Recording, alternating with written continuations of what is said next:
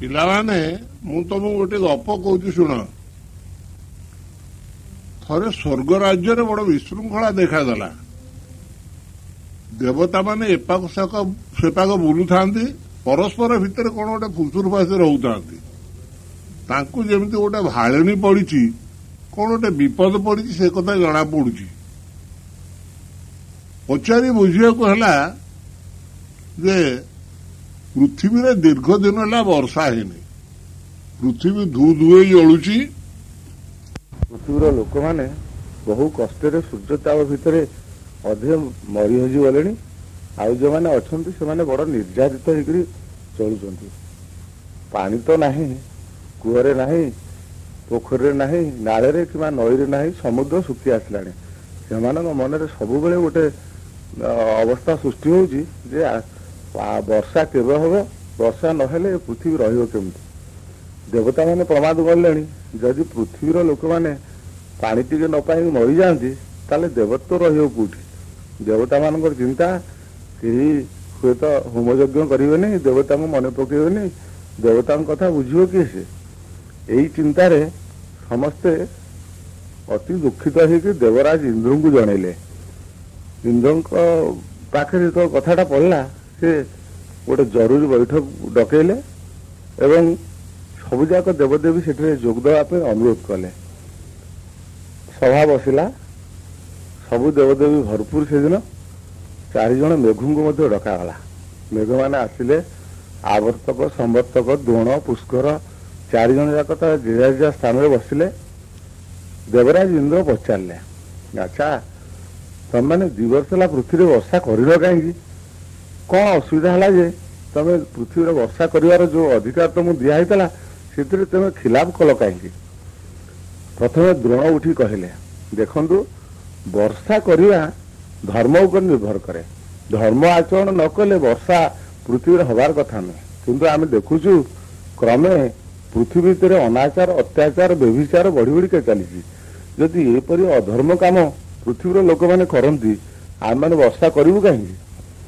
ଦେବରାଜ ଇନ୍ଦ୍ର ଆଉ କିଛି କହିବା ପୂର୍ବରୁ 4 ଜଣ ଯାକ ମେଘ ଉଠି ଠିଆ ହେଲେ ଏବଂ ସେମାନଙ୍କୁ ଅନୁରୋଧ କରି ବସିବା ପୂର୍ବରୁ ଗୋଟି ଗୋଟି କରି ସେମାନେ ଆଗକୁ ଆଗକୁ ଚାଲିଲେ।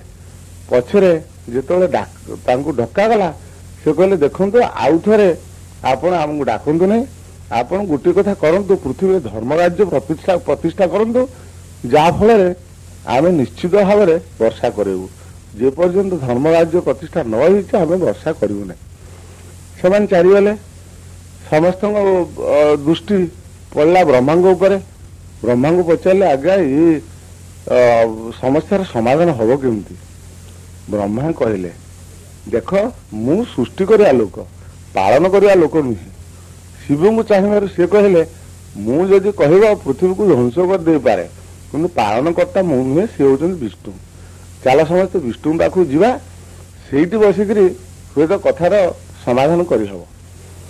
33 କୋଟି ଦେବଦେବୀ ସମସ୍ତେ ଗହଳ ଚହଳ ହେଇକିରି ବୈକୁଣ୍ଠପୁର ପାଖକୁ ଚାଲିଲେ। ବୈକୁଣ୍ଠପୁରର ଆଗରେ ଜୟ ବିଜୟ ଦ୍ୱାରୀ ସେ ବାଟ ଛାଡ଼ିଦେଲେ। 33 କୋଟି ଦେବତା ବୈକୁଣ୍ଠ ଭୁବନକୁ ଚାଲିଲେ। ବୈକୁଣ୍ଠପୁର ଭିତରୁ ଗଲାବେଳକୁ ଦେଖାଗଲା ଯେ ନିଦା ବିଷ୍ଣୁ ନିଘୋଡ଼ ନିଦରେ ଶୋଇଛନ୍ତି, ଘୁଙ୍ଗୁଡ଼ି ମାରୁଛନ୍ତି। ଏଇ ଅବସ୍ଥା ଭିତରେ ସରସ୍ୱତୀ ବୀଣା ବଜାଉଛନ୍ତି, ଲକ୍ଷ୍ମୀ ପାଦ ସେବା କରୁଛନ୍ତି, ଗରୁଡ଼ ସ୍ତୁତି କରୁଛି। ଯେତେବେଳେ ଦେବତାମାନେ ପଶିଗଲେ, ସେମାନେ ସମସ୍ତେ ସେଠୁ ଛାଡ଼ି ଚାଲିଗଲେ। ଏହି ଅବସ୍ଥାରେ ଦେବତାମାନଙ୍କର ଗହଳ ଚହଳ ଭିତରେ ବିଷ୍ଣୁଙ୍କ ନିଦରେ ବ୍ୟାଘାତ ଘଟିଲା। ସେ ଆଖି ମଳି ମଳିକି ଉଠିକି ଦେଖିକିରି ସମସ୍ତଙ୍କୁ ଆଶ୍ଚର୍ଯ୍ୟ ହୋଇଗଲେ। କହିଲେ, 33 କୋଟି ଦେବଦେବୀ ମୋ ପୁରରେ କାହିଁକି? ନିଶ୍ଚିତ ଭାବରେ କୌଣସି ଅସୁବିଧା ତମର ଘଟିଛି, ନହେଲେ ତମମାନେ ଆସିଲେ କୋଉଠି ମୁଁ କିଛି ଭୁଲ ଦେଖୁନାହିଁ ତ? ସମସ୍ତେ ନିସ୍ତବ୍ଧ।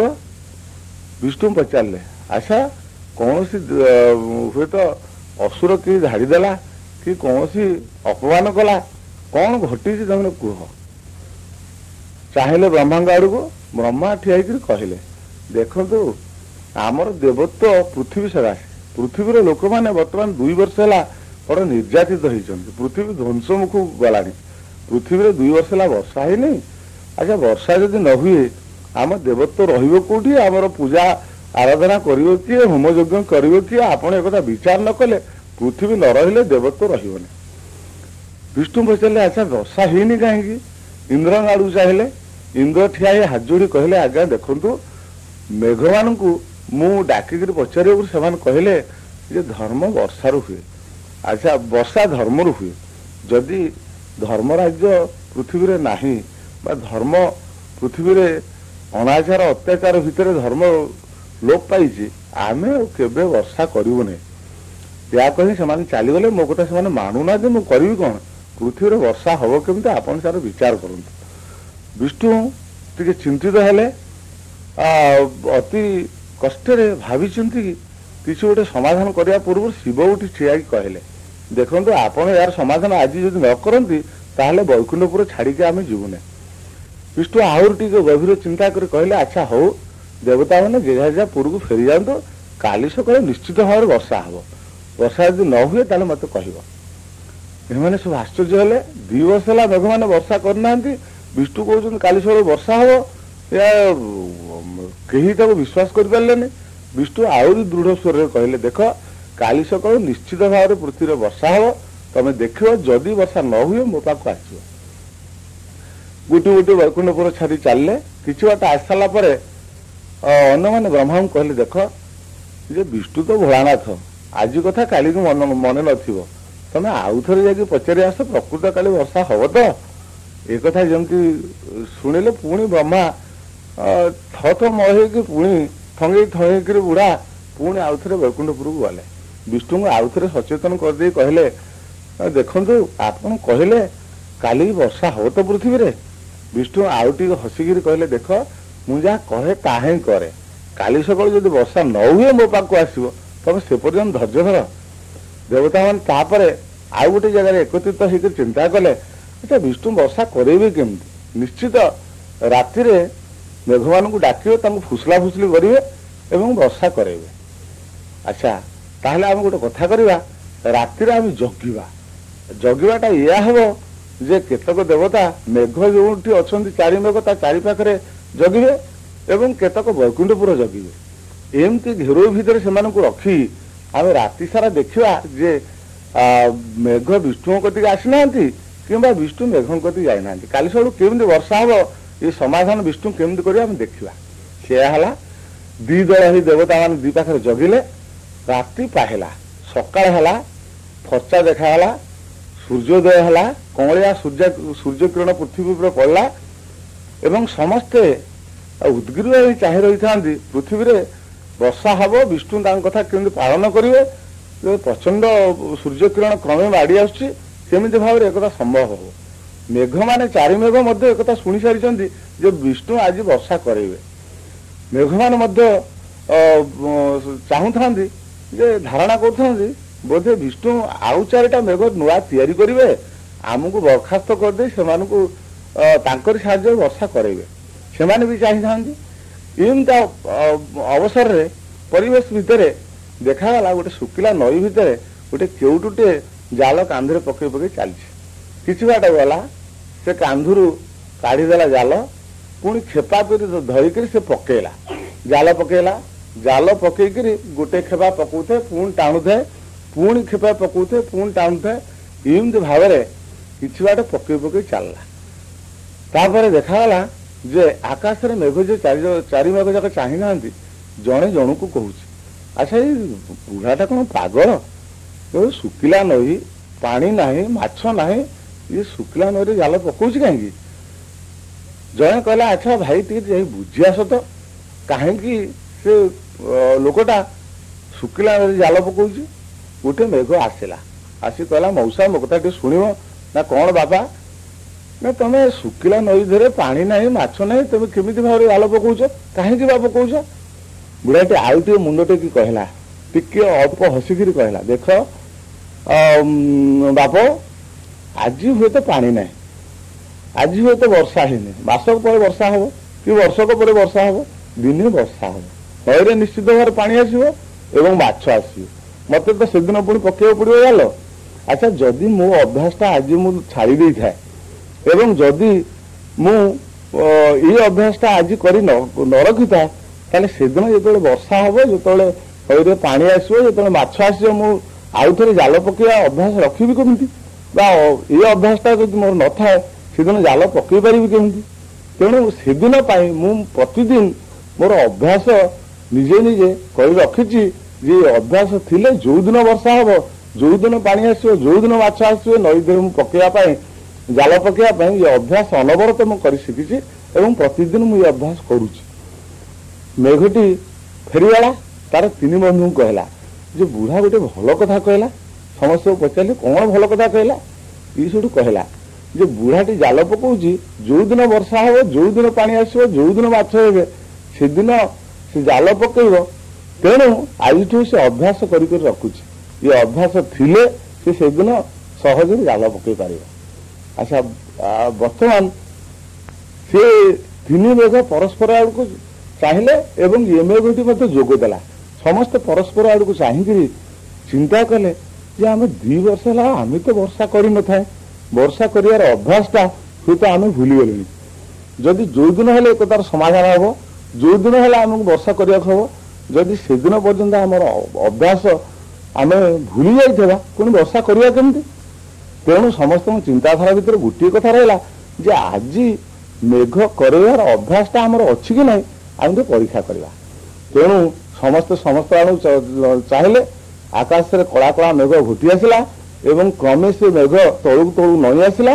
ପୃଥିବୀ ଉପରେ ଦୁମ ଦୁମ ହୋଇ ବର୍ଷା ହେଲା।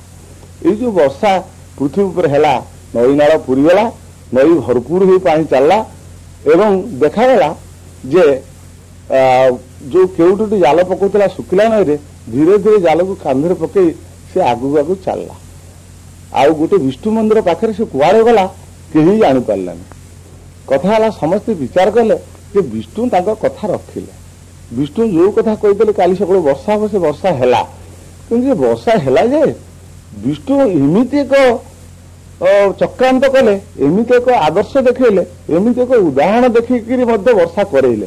ସେ ମେଘମାନଙ୍କୁ ଫୁସଲା ଫୁସଲି କରିନାହାନ୍ତି ବା ନୂଆ ମେଘ ସୃଷ୍ଟି କରିନାହାନ୍ତି। ଏମିତି ଏକ ଆଦର୍ଶ ସମାଧାନ ସେ କରିପାରିଲେ ଯାହାକି ମେଘମାନେ ମନକୁ ମନ ବର୍ଷା କଲେ। ତେଣୁ ଏଇ ଯୋଉ କଥାଟି ମୁଁ କହିଲି ୟାର ଗୋଟେ ଯଥାର୍ଥତା ଅଛି। ସେଇଟା ହେଲା ଯେ ପିଲାମାନେ ତମେ ବୁଝ, ଭବିଷ୍ୟତରେ ଦିନେ ତମେ ବଡ ମଣିଷ ହବ, ଭଲ ମଣିଷ ହବ। ଏ ବଡ ମଣିଷ ବା ଭଲ ମଣିଷ ହବା ପାଇଁ ଅନବରତ ଗୋଟେ ଭଲ ଅଭ୍ୟାସ ତମେ ଜୀବନରେ ଯଦି କରି ନ ଶିଖିବ ତାହେଲେ ଏ ଭଲ ହବାର ସାର୍ଥକତା ରହିବନି। ତେଣୁ ଭଲ ହେଇପାରିବ ଯଦି ଭଲ ଅଭ୍ୟାସ ପିଲାଦିନ ତମେ କରି ଶିଖ ଏବଂ ଅନବରତ ଏଇ ଅଭ୍ୟାସକୁ ତମେ ରଖିଥା। ତେଣୁ ବଡ କଥା ଜୀବନରେ ହେଲା ଅଭ୍ୟାସ ଏବଂ ସତ୍ ଅଭ୍ୟାସ, ଭଲ ଅଭ୍ୟାସ ଅନବରତ ଭାବରେ ତମେ ଯଦି ଲାଗିକିରି କରିକି ରଖ ତାହେଲେ ଭବିଷ୍ୟତରେ ତମେ ଦିନେ ଯେ ବଡ ମଣିଷ ହବ ଏଇଟା ନିଶ୍ଚିତ। ପିଲାମାନେ ଆଉ ଗୋଟେ ଗପ ତ ମୁଁ କହୁଛି ଶୁଣ। ଗପଟି ହେଲା ଗୋଟେ ଗାଁରେ 2ଟି ଝିଅ ପରସ୍ପର ମିତ୍ର ବସିଥାନ୍ତି। ପିଲାଦିନୁ ଭାରି ସାଙ୍ଗ ସେମାନେ, ସାଙ୍ଗ ହେଇକି ଖେଳିବା, ସାଙ୍ଗ ହିଁ ବସିବା, ସାଙ୍ଗ ହିଁ ଖାଇବା, ସମସ୍ତ ତାଙ୍କ ସାଙ୍ଗ ହିଁ ଚଳେ। କ୍ରମେ ପିଲା 2ଟି ବଡ ହେଲେ। ବଡ ହେଇସାରିଲା ପରେ ଝିଅ 2ଟି ବିବାହର ହବାର କଥା। ତା ଭିତରୁ ଗୋଟିଏ ହଉଛି ମାଳି ଘର ଝିଅ, ଆଉ ଗୋଟେ ହଉଛି କେଉଟ ଘର ଝିଅ। 2 ଜଣ ଯାକ ବିବାହର ହେଲା। 2ଟା ଅଲଗା ଅଲଗା ଗାଁରେ ବିବାହର ହେଲା। ମାଳି ଘର ଝିଅଟିର କାମ ହେଲା ଫୁଲ ତୋଳିବା, ମାଳ ଗୁନ୍ଥିବା, ବିକ୍ରି କରିବା, ପେଟ ପୋଷିବା। ଆଉ କେଉଟ ଘର ଝିଅର କାମ ହେଲା ଶୁଖୁଆ ପସରା ମୁଣ୍ଡରେ ନେଇ ଗାଁ ଗାଁ କରି ବୁଲିବା। ଏବଂ ଦିନକର କଥା ଏମିତି ସେମାନଙ୍କ ଜୀବନ କଟୁଥାଏ। ଦିନକର କଥା ଯେ କେଉଟ ଘର ଝିଅଟି ମୁଣ୍ଡରେ ପସରା ଧରି ଶୁଖୁଆ ବିକି ବିକି ଚାଲିଥାଏ। ସନ୍ଧ୍ୟା ହେଇଗଲା। ସିଏ ଦେଖିଲା ଯୋଉଠି ସନ୍ଧ୍ୟା ହେଲା ସେଇ ଗାଁରେ ତାର ସେଇଠି ସେ ଦେଖିଲା ଯେ ପଚାରିକି ବୁଝିଲା ସେଇ ଗାଁରେ ତାର ମିତ୍ର ବାହା ହେଇଛି। କୋଉଠି ମିତ୍ର ବାହା ହେଇଛି ପଚାରି ପଚାରି ତା ଘରକୁ ଆସିଲା। ଯେମିତି ତା ଘର ଭିତରୁ ପଶିଛି ତାର ମିତ୍ର ଯେ ଦୂରରୁ ଦେଖି ତାକୁ ପାଛୁଟି ଆଣିଲା, କୋଳି କାସିକିରି ପାଖକୁ ଆଣିଲା, ତାକୁ ପାଖରେ ବସେଇଲା। ବସିକିରି ସେଠୁ ଘରର ବା ଗାଁ କଥା ବହୁତ କଥା ପଚାରିଲା। ଗାଁରେ ପିଲାଦିନେ ସେମାନେ କେମିତି ଥିଲେ, କେମିତି ଖେଳୁଥିଲେ, କେମିତି ସାଙ୍ଗ ହେଇଥିଲେ, ଏ କଥା ଆଲୋଚନା ହେଲା। ଆଉ କହିଲା ମିତ୍ର ଆଜି ତମକୁ ରାତିରେ ଛାଡିବିନି, ତମେ ଏଇଠି ରହିବ, ଖାଇବ ପିଇବ, ଏଇଠି ରାତି ସାରା ବସିକିରି ପିଲାଦିନ ସେ ସୁଖ ଗପ ସବୁ ବସିକିରି ଆମେ ପରସ୍ପର ଭିତରେ କଥା ହେବା। ଠିକ ହେଲା। ଇଏ ସେଠୁ ନିଜର ଯୋଉ ଶୁଖୁଆ ପସରାକୁ ଅଲଗା ଅଲଗାରେ ରଖିଲା। 2 ମିତ୍ର ଯାକ ବସିଲେ, ସାଙ୍ଗ ହେଇ ରୋଷେଇ କଲେ। ରୋଷେଇ କରିସାରିଲା ପରେ ସାଙ୍ଗ ହେଇ ଖାଇଲେ। ଖାଇସାରିଲା ପରେ ମିତ କେମିତି ଶୋଇବ ରାତିରେ ଭଲ କିରି। ତେଣୁ ଯୋଉ ଘରେ ତାର ଫୁଲ ବାସନା ଫୁଲ ସବୁ ଥାଏ, ଯୋଉଠି ସେ ମାଳ ଗୁନ୍ଥେ, ସେଇ ଘର ଭିତରେ ଚାରି ପାଖରେ ଚମ୍ପା ମଲ୍ଲି ଇତ୍ୟାଦି ଭଲ ବାସନା ଫୁଲ ଚାରି ପାଖରେ ରଖିଲା, ମଝିରେ ବିଛଣା କରିଦେଲା, ମିତ ତାର ଶୋଇବ। ଭାରି ଆନନ୍ଦ ସେ ତାକୁ ମିତକୁ ଡାକିଲା, କହିଲା ମିତ ତମେ ଏଇଠି ଶୁଅ। ଏହା କହି ମଝିରେ ବିଛଣା ପାରିଦେଇ ଚାରି ପାଖରେ ସୁନ୍ଦର ଫୁଲ ଗୁଡ଼ିଏ ବାସନା ଫୁଲ ମଲ୍ଲି ଫୁଲ ଚମ୍ପା ଫୁଲ ଚାରି ପାଖରେ ବିଛେଇ ଦେଇକି ତାକୁ ଶୁଆଇଦେଲା। କହିଲା ମିତ ମୁଁ ଆର ଘରେ ଶୋଉଛି, ତମର ଯେତେବେଳେ ଅସୁବିଧା ହବ ତମେ ମତେ ଡାକିବ। ଏହା କହି କବାଟ ଆଉଜେଇ ଦେଇକି ସେ ଆର ଘରକୁ ଗଲା। ଆର ଘରେ ଶୋଇପଡିଛି, ଟିକେ କିଛି ସମୟ ପରେ ଦେଖିଲା ଯେ ମିତ ଘରୁ ଖାଲି ଖୁଡୁରୁ ଖୁଡୁରୁ ଖୁଡୁରୁ ଖୁଡୁରୁ ଶବ୍ଦ ଶୁଭୁଛି। କଣ ହେଲା? ପୁଣି ଆସି କବାଟ ଖୋଲିକି ଭିତରୁ ଗଲା ବେଳକୁ କହିଲା ମିତ ତମେ ଏତେବେଳେ ଶୋଇନ, ମୁଁ କରେଣ୍ଟ ଜୁଆ ଶୋଇକି ଉଠି ସାରିଲାଣି, ତମେ ଏପର୍ଯ୍ୟନ୍ତ ଶୋଇନ, କଣ ତମର ହେଇଛି, ଅସୁବିଧାଟା କଣ? ଯୋଉ କେଉଟକର ଝିଅ ମିତ ଯେ ସେ ଉଠିକିରି କହିଲା ଦେଖ ମିତ ତମେ ମତେ ଶୋଇବା ପାଇଁ ଏତେ ଭଲ ଭଲ ବାସନା ଫୁଲ ସବୁ ଦେଇଛ, ବିଛଣା ପାରି ଦେଇଛ, ସବୁ କଥା କରିଛ, ତମର କିଛି ଅସୁବିଧା ନାହିଁ, କିନ୍ତୁ ମୋର ଗୋଟେ ଖରାପ ଅଭ୍ୟାସ ଅଛି। ସେ ଅଭ୍ୟାସ ହେଲା ମୁଁ ଶୋଇଲା ବେଳେ ଶୁଖୁଆ ପସରାଟା ବା ଟିକେ ଶୁଖୁଆ ଯୋଉଥିରେ ଥାଏ ସେଗୁଡାକ ନାକ ପାଖରେ ନହେଲେ, ସେ ବାସନା ମୋ ନାକ ପାଖକୁ ନ ଗଲେ ମତେ ରାତିରେ ନିଦ ହୁଏନି। ତମେ ଯେତେ ବାସନା ଫୁଲ ରଖ ବୋଧେ ରାତିରେ ମୁଁ ଶୋଇପାରୁନି, କଣ କରିବା ତାହେଲେ? ସେଠୁ କେଉଟକର ଝିଅଟି କହୁଛି ଯେ ତମର ଆଇଁଷ ପାଚିଆ ଥିବ ନା? ହଁ ଅଛି। ତାହେଲେ ଗୋଟେ କଥା କର, ଯେ ଆଇଁଷ ପାଚିଆରେ ଟିକେ ପାଣି ଢାଳି ଦିଅ, ସେଗୁଡାକ ଟିକେ ଆଇଁଷିଣିଆ ଗନ୍ଧେଇକି ଯେତେବେଳେ ଗନ୍ଧେଇବ ମୋ ନାକ ପାଖରେ ଥୋଇଦେବ, ମତେ ନିଦ ହେଇଯିବ। ବେଶ ତାହିଁ କରାହେଲା ଯେ ଆଇଁଷ ପାଚିଆ ଆସିଲା, ପାଣି ଢଳା ହେଲା, ପାଣି ଢଳା ହେଇକି ଯେତେବେଳେ ଆଇଁଷିଣା ଗନ୍ଧ ହେଲା ସେତେବେଳେ ମିତ ନାକ ପାଖରେ ତାକୁ ରଖିଦେଲେ। ମିତ ନାକ ପାଖରେ ରଖିଲେ, ମିତ ଶୋଇଲେ।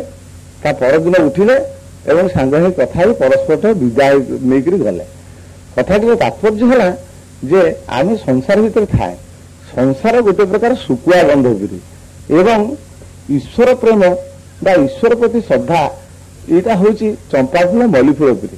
ତେଣୁ ଆମେ ସଂସାର ଭିତରେ ଏତେ ଆବଦ୍ଧ ହେଇଯାଇଛେ ଯେ କି ଆମର ସଂସାରକୁ ଛାଡିକରି ଈଶ୍ୱରଙ୍କ ଚିନ୍ତା ମନ ଭିତରୁ କେବେ ଆସୁନି। ଯଦି ଆମେ ଈଶ୍ୱର ଚିନ୍ତା କେବେ କରୁଥାନ୍ତେ ଏବଂ ଈଶ୍ୱର ପ୍ରତି ଆମର ଭକ୍ତି ଥାନ୍ତା, ତାହେଲେ ସଂସାର ରୂପକ ଜଞ୍ଜାଳ ବା ଶୁକୁଆ ଗନ୍ଧ ଆମ ନାକ ପାଖରେ ଅତି ଉତ୍କଟ ହୁଅନ୍ତା। କିନ୍ତୁ ଆମେ ସଂସାରରେ ଏତେ ମଜି ଯାଇଛେ, ସଂସାର ଏମିତି ଆମକୁ ଜାବୁଡି ଧରିଛି ଯେ କେବେ ହେଲେ ଆମେ ଈଶ୍ୱର ପ୍ରେମ ବା ଈଶ୍ୱର ଚିନ୍ତା ଆମେ କରିପାରୁନେ। ତେଣୁ ଯେଉଁମାନେ ବିବେକୀ ଲୋକ, ଯେଉଁମାନେ ଜ୍ଞାନୀ ଲୋକ, ସଂସାର ଭିତରେ ଥାଇକିରି ମଧ୍ୟ ସେମାନେ ଈଶ୍ୱର ଚିନ୍ତାରେ ସବୁବେଳେ ମଗ୍ନ, ସଂସାର ତାଙ୍କୁ ଜାବୁଡି ଧରେନି। କିନ୍ତୁ ଯେଉଁମାନେ ବିଶେଷ ଭାବରେ ବିଷୟ ଭିତରେ ବେଶୀ ଆସକ୍ତ, ସଂସାର ଭିତରେ ବେଶୀ ଆସକ୍ତ, ସେମାନେ ଈଶ୍ୱର ଚିନ୍ତା ବା ଈଶ୍ୱର କରୁଣା ନ ପାଇକିରି ବା ତା ପାଇଁ ଚିନ୍ତା ନ କରି ଈଶ୍ୱର ଭାବରେ ନିଜେ ଭାବୁକ ନ ହେଇକିରି ସବୁବେଳେ ସଂସାର ଭାବରେ ଜଡ଼ିତ ହେଇଥାଏ, ସଂସାର ତାଙ୍କୁ କୁଣ୍ଢେଇକି ଧରିଥାଏ। ତେଣୁ ସବୁଠୁ ବଡ଼ କଥା ହେଲା, ଚିନ୍ତା କରିବା କଥା ହେଲା ଯେ ଏଇ ଯୋଉ ସଂସାର ଏଇଟା ହଉଛି ନଶ୍ୱର, ଇଏ କେବେ ରହିବ ନାହିଁ। ଇଏ ସଂସାରକୁ ଆମକୁ ବାନ୍ଧି ରଖିପାରିବନି, ଦିନେ ନା ଦିନେ ଆମେ ଏଠୁ ଚାଲିଯିବା। ସେ ଈଶ୍ୱର କରୁଣା ପୁଣି ଆମର ଆବଶ୍ୟକ ହବ। ତେଣୁ ଏ ଚେତନା ମନ ଭିତରେ ଥିଲେ ସଂସାର ରୂପ ଶୁକୁଆକୁ ଛାଡି ଆମେ ଈଶ୍ୱର ରୂପ ଚମ୍ପା ଫୁଲରେ ଆସକ୍ତ ହେବା ପାଇଁ ସବୁବେଳେ ପ୍ରୟାସ ହେବା ଦରକାର। ଯୋଉ ଲୋକ ଏ ଚେତନଶୀଳ ହେଇଥାଏ ସେ ସବୁବେଳେ ଈଶ୍ୱର ପ୍ରେମରେ ଜଡ଼ିତ ହୁଏ ଏବଂ ଭବିଷ୍ୟତ ଜୀବନ ତାର ଆଲୋକମୟ ହୁଏ। କିନ୍ତୁ ଯିଏ ସଂସାର ପ୍ରତି ଆସକ୍ତ ହୋଇ ଜଡ଼ିତ ହୋଇଥାଏ ତାର ଜୀବନ ସବୁଦିନ ପାଇଁ ଅନ୍ଧକାର, ଏଇଟା ନିଶ୍ଚିତ। ମାନେ ଚୀନ ଦେଶର ଗୋଟେ ଗପ ତମକୁ କହିବି, ତମେ ଶୁଣ। ଚୀନ ଦେଶର ଗୋଟେ ଗାଁ ଭିତରେ ଗୋଟେ ଦରିଦ୍ର ପରିବାର, ସେ ପରିବାର ଭିତରେ ବୁଢ଼ାଟିଏ ବୁଢ଼ୀଟିଏ, ତାଙ୍କର ଗୋଟେ ପୁଅ, ଗୋଟେ ଘୋଡ଼ା, ଏମିତି 4ଟି ପ୍ରାଣୀ ଥାଆନ୍ତି। ବୁଢ଼ା ବୁଢ଼ୀ 2 ଜଣ କ୍ଷେତରେ କାମ କରନ୍ତି, ଘର କାମ କରନ୍ତି। ପୁଅଟି ସେ ଜଙ୍ଗଲକୁ ଯାଏ ଘୋଡ଼ା ଚରେଇବାକୁ, ଏଇ ହେଉଛି ତାଙ୍କର ପ୍ରତିଦିନର କାମ। ଦିନେ ପୁଅଟି ଯାଇଛି ଘୋଡ଼ା ଚରେଇବାକୁ, ଜଙ୍ଗଲର ଗୋଟେ ଗଛ ମୂଳେ ସେ ଶୋଇପଡ଼ିଛି। ଘୋଡ଼ାଟି ଜଙ୍ଗଲ ଭିତରେ ଚରୁଛି, ଆଉ ସନ୍ଧ୍ୟାବେଳକୁ ଘୋଡ଼ା ଆଉ ଜଙ୍ଗଲରୁ ଫେରିଲା ନାହିଁ। ଇଏ ବହୁ ଅପେକ୍ଷା କଲା, ମନ ଦୁଃଖ କଲା, କାନ୍ଦି କାନ୍ଦିକି ଘରକୁ ଆସିଲା। ଘରକୁ ଆସି ମାଆକୁ କହିଲା ଯେ ଘୋଡ଼ା ଆଜି ଗଲା ଜଙ୍ଗଲ ଭିତରକୁ, ଆଉ ଚରିକିରି ଫେରିଲା ନାହିଁ। ମା ବି ମନ ଦୁଃଖ କଲା। ଗାଁ ବାଲା ଏକଥା ଶୁଣିଲେ। ଗାଁ ବାଲା ମାନେ ପୁଣି ଆସିକିରି ଥରେ ବୁଢ଼ା ମଉସାକୁ କହିଲେ ମଉସା, ତମର ଗୋଟିଏ ବୋଲି ଘୋଡ଼ା ଥିଲା, ସେ ଜଙ୍ଗଲ ଭିତରୁ ପଳେଇଗଲା, ସିଏ ଆଉ ଫେରିଲାନି, ଏଇଟା ତ ତମ ଦୁଃଖର ସମୟ ଜଣା ପଡୁଛି। ବୁଢ଼ାଟି ମୁଣ୍ଡ ଟେକି କହିଲା ଆଚ୍ଛା ତମେ କେମିତି ଜାଣିଲ ଯେ ଏଇଟା ମୋର ଦୁଃଖର ସମୟ ବୋଲି? ସେଦିନ ଗଲା, ତାର 2 ଦିନ ପରେ ସେ ଯୋଉ ଜଙ୍ଗଲକୁ ଯାଇଥିଲା ଯୋଉ ଘୋଡା, ସେ ଆଉ ଗୋଟେ ଘୋଡାକୁ ସାଙ୍ଗରେ ଧରି 2ଟି ଯାକ ଘୋଡା ଆସିକରି ଘର ପାଖରେ ପହଞ୍ଚିଲେ। ପିଲାଟି ମନ ଭାରି ଖୁସି ହେଇଗଲା। ସେ 2ଟା ଘୋଡାକୁ ବାନ୍ଧିଲା, ବୋଉକୁ ଯାଇକି ତାର କହିଲା ଯେ 2ଟା ଘୋଡା ଆମର ଆସିଗଲାଣି। ତେଣୁ ସେ ଖୁସି ହେଇଗଲେ। ଗାଁ ଲୋକମାନେ ପୁଣି ଆସିକି ପହଞ୍ଚିଲେ, କହିଲେ ବୁଢା ମଉସା ଗୋଟିଏ ଘୋଡା ଥିଲା, ସେ ଜଙ୍ଗଲକୁ ଗଲା, ଆଉ ଗୋଟେ ଘୋଡା ଧରିକିରି ସେ ଆସିଲା। ତାହେଲେ ତୁ ଜଣା ପଡୁଛି ଏଇଟା ତମ ସୁଖର ସମୟ ପଡିଲା। ବୁଢା ମଉସା ଆଉ ଥରେ ମୁଣ୍ଡ ଟେକି କହିଲା ଯେ ତୁମେ କେମିତି ଜାଣିଲ ଏଇଟା ମୋର ସୁଖର ସମୟ ବୋଲି? ସେମାନେ ଅପମାନ ବହୁତ କଲେ, ପୁଣି ଘରକୁ ଫେରିଗଲେ। ୟା ପର କଥା, ପ୍ରାୟ ମାସକ ପର କଥା, ଯେ ନୂଆ ଘୋଡାଟା ପିଠି ଉପରେ ପୁଅ ବସିକିରି ଜଙ୍ଗଲ ଆଡକୁ ଯାଉଥାଏ। ନୂଆ ଘୋଡା ପିଠିକି ଏମିତି ଝାଡିଦେଲା ଯେ କି ପିଲାଟି ସେଠୁ ଖସି ପଡିଲା। ଗୋଡ ଉପରେ ମାଡ ହେଲା, ଗୋଡ ଛୋଟା ହେଇଗଲା। ଛୋଟି ଛୋଟି ସେ ଘରକୁ ଆସି କାନ୍ଦି ବୋଳିକି ମାକୁ ତାର କହିଲା ଯେ ମା, ଘୋଡାଟା ମତେ ଫୋପାଡି ଦେଲା, ମୋ ଗୋଡ ଛୋଟା ହେଇଗଲା। ତାପରେ ମା କାନ୍ଦିଲା, ଆଉ ଗାଁ ବାଲା ମାନେ ମଧ୍ୟ ଶୁଣିଲେ। ପୁଣି ଆସିକି କହିଲେ ବୁଢା ମଉସା ତମର ଗୋଟିଏ ବୋଲି ପୁଅ ସେ ଘୋଡାରୁ ପଡିକିରି ଛୋଟା ହେଇଗଲା, ଏଇଟା ମୋର ବଡ ଦୁଃଖର ସମୟ ତମର। ବୁଢା ଆଉ ଥରେ ମୁଣ୍ଡ ଟେକି କହିଲା ଯେ କେମିତି ତମେ ଜାଣିଲ ଏଇଟା ମୋର ଦୁଃଖର ସମୟ ବୋଲି? ସେମାନେ ଅପମାନିତ ବୋଧ କଲେ। ଏ ଅପମାନ ଭିତରେ ସେ ପୁଣି ଘରକୁ ଫେରିଗଲେ। ତାପର କଥା, ସେଇ ଗାଁରେ ଆଉ ସେଇ ଦେଶରେ ଯୁଦ୍ଧ ହେଇଥାଏ। ଏ ଯୁଦ୍ଧ ଯେତେବେଳେ ହେଲା, ବହୁତ ଲୋକ ସୈନ୍ୟ ଦରକାର। ରାଜା ଆଦେଶ ଦେଲେ ଯେ ଗାଁ ଗାଁ ବୁଲି ଯେତେ ଯାକ ପିଲା, ସେମାନଙ୍କୁ ସବୁ ସୈନ୍ୟ ବିଭାଗରେ ଯୋଗ ଦେବାକୁ ପଡିବ। ତେଣୁ ସମସ୍ତେ ପିଲାଙ୍କୁ ଖୋଜି, ପୋଲିସ ବାଲା ସବୁ ଖୋଜିକିରି ସବୁ ବାହାର କରି ଟୋକା ଟୋକା ଯେଉଁମାନେ, ସେମାନଙ୍କୁ ଯୁଦ୍ଧର ବିଭାଗରେ ନେବା ପାଇଁ ଆଦେଶ ଯୋଉଗୁଡା ଥିଲା ସେଗୁଡା ପାଳନ କଲେ।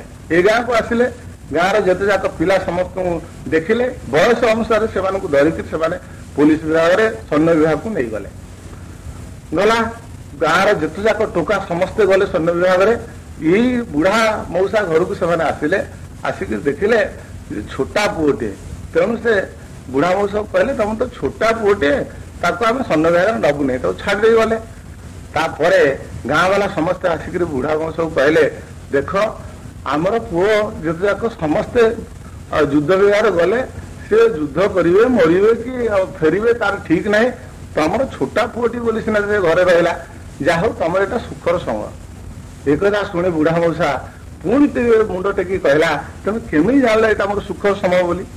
ସେମାନେ ପୁଣି ଅପମାନିତ ବୋଧ କଲେ, ପୁଣି ଘରକୁ ଫେରିଗଲେ। ପର ଅବସ୍ଥାର କଥା, ଯୁଦ୍ଧ ସରିଲା। ଏମାନେ ଯିଏ ସବୁ ଗାଁରୁ ଯାଇଥିଲେ, ସେମାନେ ଟୋକା ଟୋକା, ସେମାନେ ଯୁଦ୍ଧରୁ ଫେରିଲା ବେଳେ ବହୁତ ଜିନିଷ ପତ୍ର ସବୁ ଧରିକି ଆସିଲେ, ବିଭିନ୍ନ ଧନରତ୍ନ ସବୁ ନେଇକିରି ଆସିଲେ। ତାଙ୍କ ବାପା ମାଙ୍କ କଥା କଣ ଶୁଣିବ? ସେମାନଙ୍କ ମନ କୁଣ୍ଡେ ଗୋଟ ଯେ ତାଙ୍କ ପୁଅମାନେ ଯୁଦ୍ଧକୁ ଯାଇଥିଲେ, ଆସିଲା ବେଳକୁ ବହୁତ ଜିନିଷ ନେଇକି ଆସିଛନ୍ତି। ସେ ସମସ୍ତେ ଏକତ୍ରିତ ହେଇକି ତାଙ୍କ ବାପା ମାନେ ଆସିକିରି ବୁଢା ମଉସା ପାଖରେ ପହଞ୍ଚିଲେ। କହିଲେ ଦେଖ, ଆମ ପିଲାମାନେ ଯୁଦ୍ଧକୁ ଯାଇଥିଲେ, ବହୁତ ଜିନିଷ ପତ୍ର ଧନରତ୍ନ ଆଣିଛନ୍ତି, କିନ୍ତୁ ତମର ଛୋଟା ପୁଅଟି ସେ ଗଲାନି, ସେ ଯାଇଥିଲେ କେତେ ଜିନିଷ ଆଣିନଥାନ୍ତା, ଏଇଟା ତମର ଦୁଃଖର ସମୟ ବୋଲି କହିବାକୁ ହବ। ବୁଢା ମଉସା ଟିକେ ହସିକିରି କହିଲା ଦେଖ, ତମେ କେମିତି ଜାଣିଲ ଏଇଟା ଦୁଃଖର ସମୟ ବୋଲି? ସେଇଦିନ ରାତି କଥା, ସେଇ ଗାଁରେ ଯେ ଯେତେ ଯାକ ଚୋର ବିଚାର କରିକିରି ସେ ଗାଁକୁ ଘେରଉ ଗଲେ, ଘର ଭିତରେ କବାଟ ତାଡି ପଶିଲେ, ଏମାନଙ୍କ ଗୋଡ ହାତ ପିଟିକିରି ଛୋଟା କଲେ ଏବଂ ଯେତେକ ଧନରତ୍ନ ଆଣିଥିଲେ ସମସ୍ତେ ସବୁ ବହି ନେଇ ଚାଲିଗଲେ। ସକାଳୁ ଉଠିଲାକୁ ଦେଖାଗଲା ଯେ କାହାର ଗୋଡ ଭାଙ୍ଗି ଯାଇଛି, କାହାର ହାତ ଭାଙ୍ଗି ଯାଇଛି, ସମସ୍ତେ କରୁଣ ଚିତ୍କାର କରୁଛନ୍ତି। ଏଇ ଅବସ୍ଥାରେ ଛୁଟି ଛୁଟି ସବୁ ବୁଢା ମଉସା ପାଖକୁ ଆସିଲେ, କହିଲେ ଦେଖ, ଆମ ପିଲାମାନେ ଯାଇଥିଲେ, ଧନରତ୍ନ ଆଣିଥିଲେ, ଆମେ କେତେ ଗର୍ବ କରୁଥିଲୁ, କିନ୍ତୁ ଅବସ୍ଥା ଏମିତି ଆସି ଘଟିଲା ଯେ ରାତିରେ ଚୋରମାନେ ସବୁ ତ ନେଲେ, ଆମ ଗୋଡ ହାତ ଛୋଟା କରି ଆମ ପକେଇ ଦେଇଗଲେ। ତମ ପୁଅ ଛୋଟା, ସେ ଯାଇନି ଯୁଦ୍ଧ କ୍ଷେତ୍ରକୁ ଯାଇନି, ବା କିଛି ଆଣିନି, ବା ତମ ଘରେ ଚୋର ବି ପଶିନାହାନ୍ତି, ଆଉ ତମେ ବି ଖଣ୍ଡିଆ ଖାବରା ହେଇନ କି ଛୋଟା ହେଇନ, ଏଇଟା ତମ ସୁଖର ସମୟ ବୋଲି କହିବାକୁ ହବ। ଏଇ କଥା ଶୁଣି ବୁଢା ଏକ ଦୀର୍ଘ ନିଶ୍ୱାସ ପକେଇ କହିଲା ଯେ କେମିତି ଭାଇମାନେ ତମେ ଜାଣିଲ ଏଇଟା ମୋର ସୁଖର ସମୟ ବୋଲି? ଏଇ ଯୋଉ କଥାଟି, ଏଇଟା ଚୀନ ଦେଶର ଜଣେ ଦାର୍ଶନିକ ଲାଓଜି ତାଙ୍କ ଶିଷ୍ୟମାନଙ୍କୁ କହୁଥିଲେ। ଏ କଥାଟା କହିବାର ଏକ ତାତ୍ପର୍ଯ୍ୟ ଅଛି। ସେ ତାତ୍ପର୍ଯ୍ୟ ହେଲା ଯେ ଆମେ ଯୋଉ ଜୀବନ ଧାରଣ କରିଥାଏ, ଏ ଜୀବନ ଭିତରେ ଅନେକ ସମୟରେ ସୁଖ ଆସେ, ଅନେକ ସମୟରେ ଦୁଃଖ ଆସେ। ଠିକ ଗୋଟେ ଝରଣାର ଢେଉ ପରି ये अतिक्रम कर चली जाए। अनेक समय आमे दुखरे म्रियमाण हो पड़ू, अनेक समय सुखरे अत्यंत आनंद उल्लसित हो उठू। किंतु जानवर कथा ये सुख किंवा दुख यहाँ ठीक भाव में तुम सुख कि दुख तुम कहीपर नहीं, कारण आज जो गुड़ाक सुख बोली तुम कहूच ठीक काली दुखर नियामक से हुए, कि आज जहाँ दुख बोली कहूच काली हुए तो सेटा सुखर नियामक हम। तेणु कौ गुटाक सुख कौ गुटाक दुख तुम जानी सहजरे पार नहीं, यहाँ हूँ विधि निर्देश ना ईश्वर निर्देश। तेणु गोटे झरणार गोटे अंश को देखी जमी संपूर्ण झरणा विषय धारणा करी हुए सेमती जीवन गोटे अंश को देखी सेटा सुख भी कि दुख कहीहबनी। तेणु जो माने साधु लोक जो माने साधक जो माने ईश्वर प्रेमी से माने सुख किंबा दुख उभय को से माने कौन गुरुत्व दियंती नहीं, कारण तांको जीवन एते निर्लिप्त जहाँफल सुखरे अभिभूत हवा दुखरे अभिभूत हवा म्रियमाण हवा एक ना। तेणु से माने गुणातीत बोली कहुए जहाँफल से सुख दुख स्पर्श करे। तेणु संसार रहा हेले जहाँ किसी आसुना कहीं सेटा ईश्वर प्रेरित बोली ग्रहण करा पड़ो एवं सुख दुख बोली कही निजे से सुखरे बा दुखरे जड़ित हवा यहाँ विज्ञतार परिचय तो नुहे। वर्षा दिन खूब जोरे वर्षा है, नई रे बढ़ी आसी वर्षर बढ़ी अति बेसी परिमाण आसता है, नई भर्ती हो विभिन्न जगार सब बंध भांगिक पानी सब विभिन्न गाँ सब पशिगला। विपद अवस्था जो आसी से पाख आख गाँव लोक समस्ते नई बंध उपर नई बढ़ी देखु केतबले कहा विपद पड़ो कहीहबनी। ये भयंकर नई बढ़ी यही समय दुईटी सांग राम आ श्याम नई बढ़ी देखा जाता गाँटा नई तले केतबले विपद आसो नई बंध भांगीज से दीजन जाक सांग ही नई बढ़ी देखा जाता। प्राय संध्या बेल दी बंधु जाक नई भितर चाहे गोटे उदास दृष्टि नई बढ़ी से उपभोग करता। नई भितर भरपूर नई पानी सुଅ चली केते घर केते जिनस पत्र सब भासी जाऊँगी, केते मुर्दार भासी जाऊँगी, केते काठ भासी जाऊँगी। ये सबू देखिक दी जन जाक नईर सेपाख लोक मान चाही था गोटे ना भर देखिए काटी काटिका नई भितर आसुए। ये अवस्था भितर देखागला कि नई मझीरे गोटे कला कला जिन कौन भासी भासिक जाऊँ। राम सामू कहला अरे भाई देखिल ये कला रुमरुमिया जिनटे कौन भासी जाऊँगी, यहाँ गोटे कमल परी जना पड़ी गोटे सुंदर कमल कालिया कमलटे ये आम धरी पारते आनीपारते ताहले मूल्यवान जिनटा कहार हुए तो कि किणीदेला सी हुए तो भासी भासी चली जाऊँ। कौन करिया एमती भाविक चिंता करू करू श्याम कहला अरे भाई व्यस्त हो ना नई भड़ी कौन मत डर माड़ी मु नई कूल घर कर कमलटा दे आस। यही समय भितर राम कहला अरे भाई नई भड़ी केतबल कौ कथा तू जाना कमल लोभे तू गोटे नई भितर को जीव मत कहीं डर लगुच। श्याम कहला व्यस्त होने मुझे बर्तमान सांगे सांगे कमलटा धरिकी चली आसी। या कही दुम क्या नई भितर डेई पड़ा पहरी पहरी पहरी पहरी के चलीगला। नई मझी पाखापाखि होकर जो देखला से कालिया जिन भासी भासी जाऊँगी पाखु पाखु गला जाकर ऊपर देखला गोटे रुमरुआ जिनसा धरिक ठीक ऊपर टेकी देती देखला गोटे भालू। से भालूटा जो मुह ऊपर टेकी गला ठीक आगू पछ पाखु जाबुड़ी धरला आ गोटे नख ता तंटी भितर पाखापाखि गलई देकर जाबुड़ी धरला। जहाँफल श्याम आउ भालू दीटा जाक नई सुरे भासी भासिका चली बढ़ी नई इतु जोरे सुଅ देती दी जन जाक भासी भासी जाऊँ। राम दूर देखी भावुला जे कमलटा धरिकी फेरी आसो किंतु देखला जे कमल आउ श्याम दी जन जाक भासी भासी जाऊँ। ये आड़ू चित्कार कला अरे तू गोटे बुझीपार नई भितर तू भासी भासिका जाऊँ तो अवस्था कौन हम आमर कमल दरकार नहीं तू चंचल पलि आसलु एमती थे दिथर कहला किंतु कौन उत्तर पाइला नहीं। ताको गोटे विपद परी लगे कौन अवस्था है कमल पी जाता हुए तो फेरी पारा ना से कि बाट गला श्याम गं गं स्वर कहला भाई मु कमल लोभे सीना आसली କିନ୍ତୁ ବର୍ତ୍ତମାନ କମଳକୁ ନେଇକି ଯିବା ଅବସ୍ଥାରେ ମୁଁ ଯେତେବେଳେ ପହଞ୍ଚି ସେତେବେଳେ କମଳ ମତେ ଏତେ ଜୋରରେ ଧରିଛି ଯେ କମଳ ଆଉ ମତେ ଛାଡୁନି। ମୁଁ କମଳକୁ ଯେତେ ଛାଡି ସାରିଲାଣି ଆଉ କମଳ ମତେ ଛାଡୁନି। ବର୍ତ୍ତମାନ ଅବସ୍ଥାରେ ମୁଁ କମଳ ଛାଡିବାକୁ ରାଜି, ମୁଁ ଫେରିଯିବାକୁ ରାଜି, କିନ୍ତୁ କମଳ ଆଉ ମତେ ଛାଡିବାକୁ ରାଜି। କଥାଟାର ତାତ୍ପର୍ଯ୍ୟ ହେଲା ଯେ ସଂସାର ଭିତରକୁ ଆମେ ଆସିଥିଲେ ଯେ କମଳ ଲୋଭରେ ଯେମିତି ଆଉ ନଈ ବଢି ଭିତରକୁ ଶାମ ଗଲା, ଆମେ ସଂସାରକୁ ଗୋଟେ ଲୋଭରେ ଆସିଥିଲେ ଯେ ବିଭିନ୍ନ ପ୍ରକାର ବିଳାସ ବ୍ୟବସ୍ଥାର ଭିତର ଦେଇ ସୁଖ ଆନନ୍ଦ ଭିତର ଦେଇ ଜୀବନ କଟିବାକୁ ସଂସାର ଭିତରକୁ ଆସିଥିଲେ। ଏଇ କମଳ ଲୋଭରେ ସଂସାର ଭିତରକୁ ଆମେ ଯେମିତି ଆସିଥିଲେ,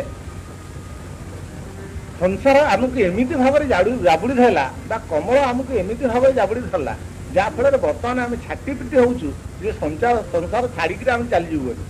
ଯେତେ ବିକଳରେ ଛାଟି ପିଟି ହେଲେ ମଧ୍ୟ ବର୍ତ୍ତମାନ କମଳ ଆମକୁ ଛାଡୁନି ବା ସଂସାର ଆମକୁ ଛାଡୁନି। ଯଦି କୌଣସି ମତେ ଇଏ ସମସ୍ତଟା କର୍ମଫଳକୁ ଯଦି ଈଶ୍ୱର ଅର୍ପିତ କରାଯାଏ, ଯାହା କରୁଛି ମୋ ପାଇଁ ନୁହେଁ ଈଶ୍ୱରଙ୍କ ପାଇଁ କରୁଛି, ତାହେଲେ କଥାଟା ସହଜ ସରଳ ହେଇଯିବ।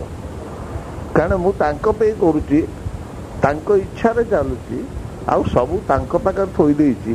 ଯୋଉଦିନ ସେ ଚାହିଁବେ ସେ ବି ମତେ ତାଙ୍କ ପାଖକୁ ନେଇଯିବେ। ଏଇ ଭାବଧାରା ଭିତରେ ଯଦି ମଣିଷ ରହେ ବା ଚାଲେ, ଆଉ କମଳ ଧରିକି ତାକୁ ରଖିବ ନାହିଁ। କାରଣ ଭଗବତ ପ୍ରେମ ଭିତରେ ସେ ଏମିତି ମଜି ଯାଇଥିବ ଯେ କମଳ ଆଉ ଆସକ୍ତି ଭିତରୁ ତାକୁ ଟାଣିବ ନାହିଁ। ତେଣୁ ବର୍ତ୍ତମାନର ପରିସ୍ଥିତି ଭିତରେ ପ୍ରତ୍ୟେକ ଲୋକ ଚିନ୍ତା କରିବାର କଥା ଯେ ସଂସାରରେ ଯୋଉ କମଳ ଲୋଭ ସେ ଆମର ସରିଗଲାଣି। ବୟସ ବଢିବା ସଙ୍ଗେ ସଙ୍ଗେ ଆମେ ଆଉ ଏ ଜଞ୍ଜାଳରେ ପଶିବାକୁ ଚାହୁଁନାହୁଁ। ଶାନ୍ତିରେ ଟିକେ ରହିବା ଦରକାର। ଶାନ୍ତିରେ ଟିକେ ମରିବାକୁ ଇଚ୍ଛା କରୁଛି ମଣିଷ, କିନ୍ତୁ ସେଇ ଅବସ୍ଥା ଭିତରେ ଯେ ସଂସାର ଆଉ ଛାଡିବାକୁ ତାକୁ ରାଜି ହଉନି, ଯେତେବେଳେ ଭଗବତ ପ୍ରେମରେ ଭଗବତ ଭାବରେ ମଜି ରହିବା ଆବଶ୍ୟକ ହଉଛି। ତେଣୁ